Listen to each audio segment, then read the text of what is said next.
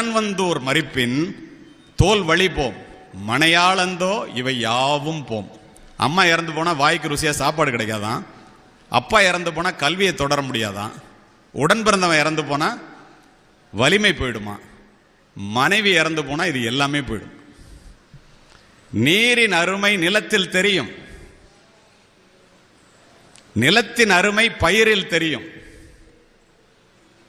படிப்பின் அருமை அறிவில் தெரியும், பணத்தின் அருமை வறுமையில் தெரியும், தாயின் அருமை அன்பில் தெரியும், தந்தையின் அருமை பண்பில் தெரியும்.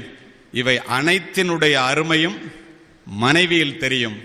ஆனால் அவள் இறப்பிற்கு பின்பே அனைவருக்கும் புரியும். இருக்கும்போது தெரியாது மனைவியினுடைய பண்பு, இறந்த பின்பு கிடைக்காது மனைவியினுடைய அன்பு. அதனாலதான் கண்ணதாசன் அழகா சொல்லுவாரு,